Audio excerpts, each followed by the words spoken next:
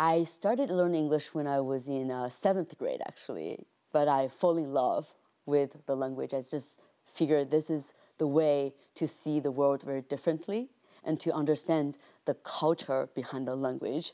And then I taught myself along the way. So I'm not just a teacher, to the first point, but I am a student myself. And you didn't follow a traditional path because you did not go to university. The passion was there to learn and to teach. So when my uncle started his language training institute, a brick-and-mortar training school back in China in 1998, I joined him part-time and teach. And then when he started to do that in Beijing city, we're originally from Harbin, I can't help but join him to start that business. I feel that that is the calling. I love learning the language so much that I want to bring the joy to the children. Flash forward to today, and how big is VIPKid now?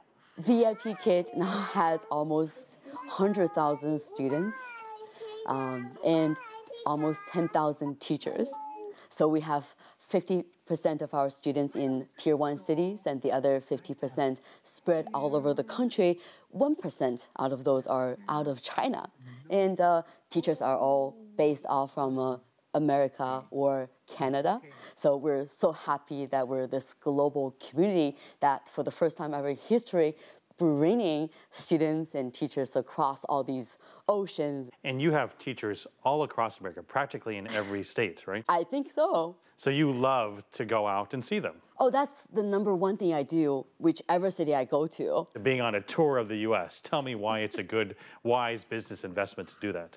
This is a critical investment, not just with our teachers, but also with the parents. So I do that also in China with the kids and families. And I think the best investment of entrepreneur time would be to understand up to date, closely what customer needs, what users needs. So what the teachers needs is crucial in a way that they are the superheroes. They are the superstars. They're the ones make every 25 minutes of our student classes unique.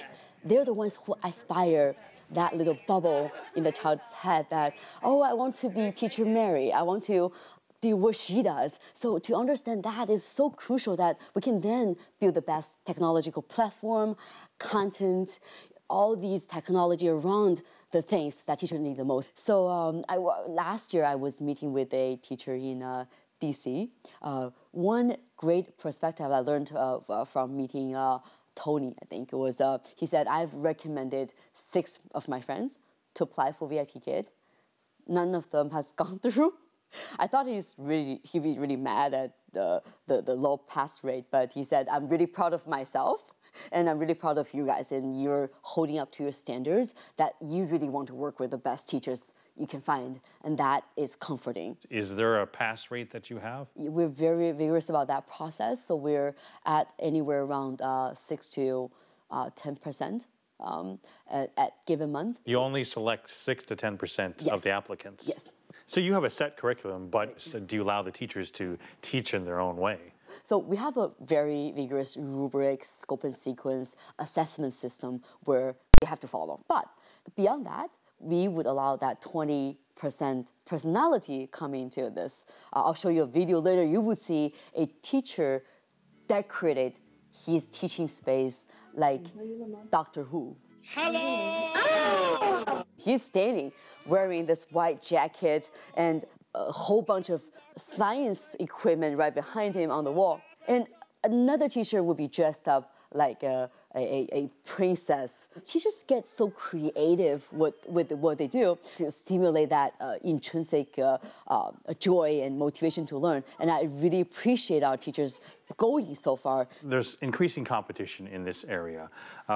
What separates your platform from the competition? We are at this historical moment where we can probably for the first time in the history make a difference in global K-12 education from working with the children, now 100,000, but in a couple of years, a couple million, we will be able to understand how we can make learning most effective.